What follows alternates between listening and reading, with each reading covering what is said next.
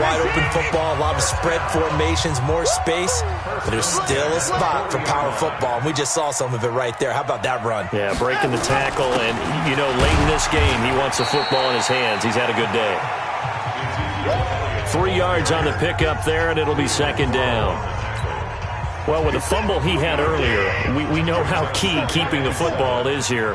That fumble earlier probably at the forefront of his mind. Just hold on to this thing. It's also at the forefront of the mind of the guys who are trying to get the ball from him. And since they've seen him drop it on the ground before, they're doing everything possible to have him do it again. They need that turnover. That one, a first down pickup of 8. How many times have we seen this late in the fourth quarter? Because you know the pass rush is getting after him, and they get upfield, get that great push, and what do they create? Space, and he takes off. And this will be taken across midfield and into Raider territory.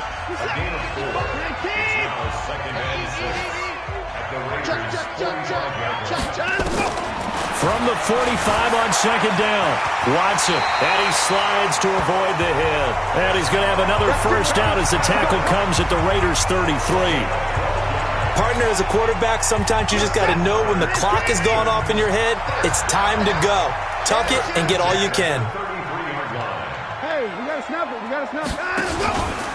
On first down, Elliott, a pickup of about 3 yards as he's taken down at the 31.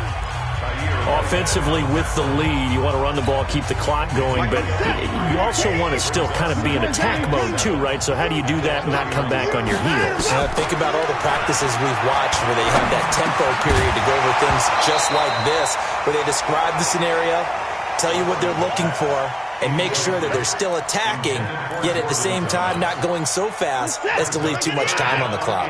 This will be the 8th play of the drive. It's 3rd and 7. Hey, 31.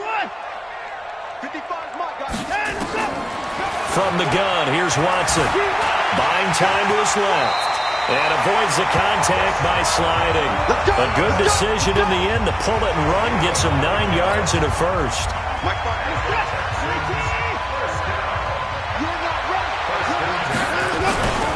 A first down carry here for Johnson. And not much to speak of there. Maybe a yard down to the 20.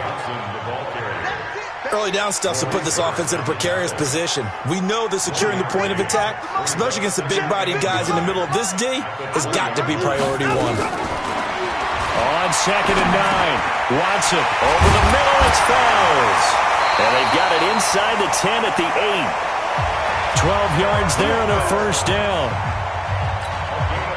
These guys are running offense like you drive. The pedal is down, stomped down. How about that? Back-to-back completions. They are rolling. So much for being conservative and running that football.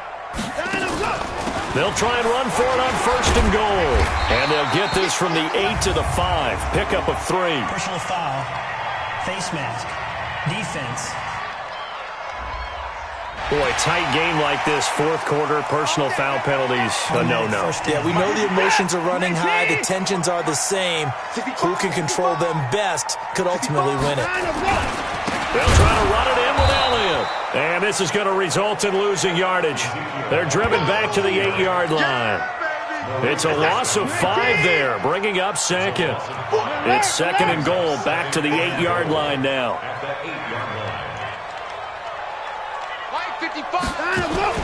Now we'll play fake, and it's Watson. Got a man open. It's Fuller for the Texans touchdown. Will Fuller with his 2nd touchdown of the game, number 8 on the season. And the Texans push further out in front. Well, that was...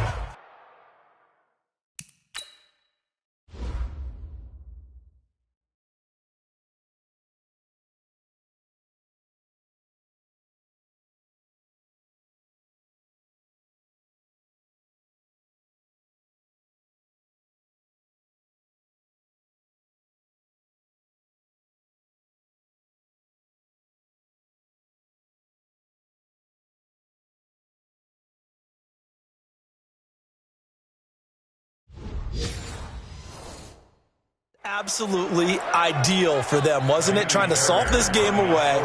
I think one of my kids just graduated in the amount of time they had the football. That was absolutely impressive. Everybody wants those salt away the game drives. What makes them successful? Well, when you're able to mix run-pass, when you're able to control the football and stay ahead of the chains, I'm using every cliche I know, but that's how you get it done because you're not taking negative plays, and that way you're able to run what you want to run when you get a chance to call it. And he'll be brought down at the 23, make it the 24-yard line.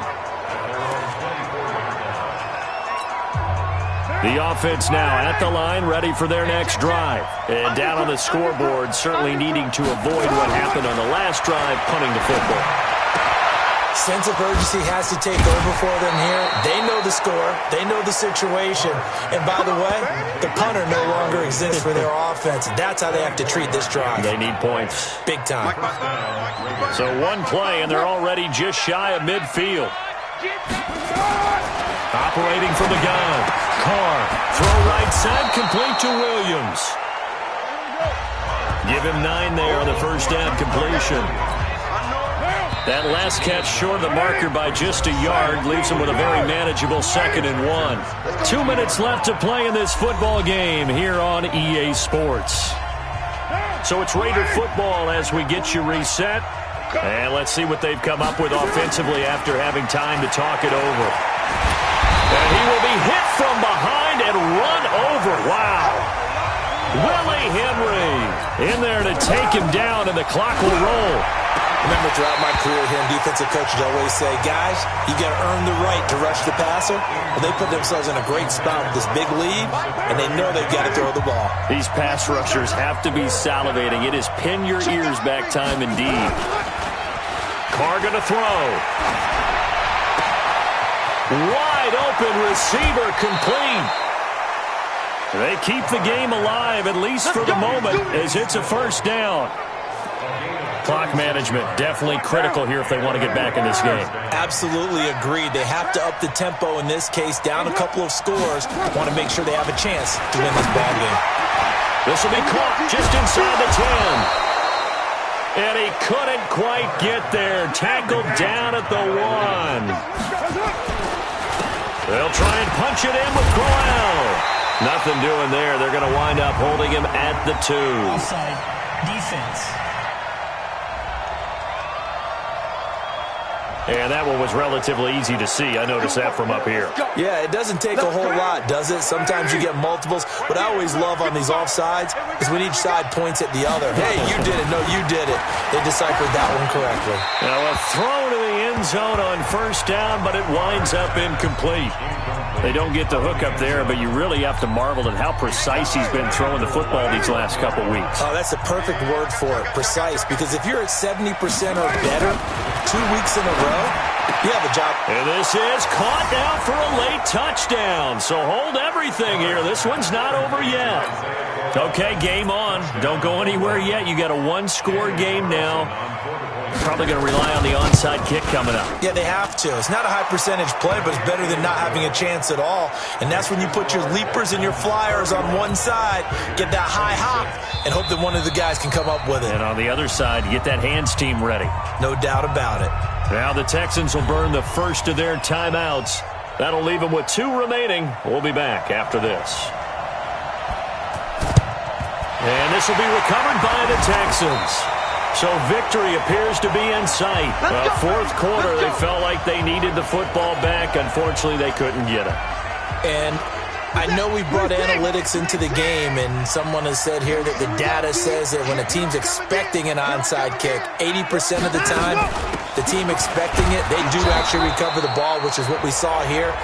I just wonder if that number is much more of a anecdotal type of a number. Kind of like when the coaches tell us, well, when you score on special teams, 93% of the time you win the game. I'm still waiting to see that number is empirical. They go to Elliott again. Trying to find a lane, but instead he'll get back to the line of scrimmage and no more. Now the Raiders going to go ahead and use the second of their timeouts as the clock shows 50 seconds to play here in quarter number 4. Not today. Check 26, check 26. On third down, Elliott. And they went the wrong way there. Losing yardage back at the 43-yard line.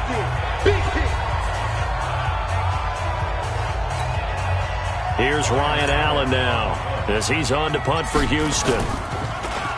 And here's a very low-line drive, almost whiffed on it. And this will be down just inside the 30-yard line. Meanwhile, in Nashville, they're on to the fourth quarter now. And pushing up their lead, the Titans have scored again. Ryan Tannehill hovering around 300 yards passing and a couple of touchdown throws as well. They'll look to throw. And this will be incomplete. Physical play on the football there, and it's second down. Work with me, partner. Take a deep breath, because that's what they're doing down the field now. That incompletion allowed them to exhale a little bit. Get in the huddle, kind of scan the crowd, see if any celebrities are here. Relax a little bit as they start this big drive. And he's taken down, but able to slip across the 35. First down now, but the clock continues to move. Back to throw. This is Crowell on the catch. And they bring him to the ground just shy of midfield. Well, going into the final play of this game, they knew that they needed some type of a miracle there at the very end, but they couldn't get it done. However, we were treated to really a spectacular affair. Even though they didn't finish it off, you're exactly right. They took us down to the last play. You're wondering, could it happen? Possibly, even though we both knew it was a long shot. So for the Texans, the win here means it'll be a 7-1 first half of the season. And they will hit the road next week for a date with the Jacksonville Jaguars. Meanwhile, for the Raiders, things are definitely going south quickly as they fall now to 1-6. And they'll get a chance to redeem themselves at home next week. I'm Brandon Gaudin. Certainly have to thank Charles Davis, my broadcast partner, and our entire crew. We'll catch you next time right here. It's the NFL on EA Sports.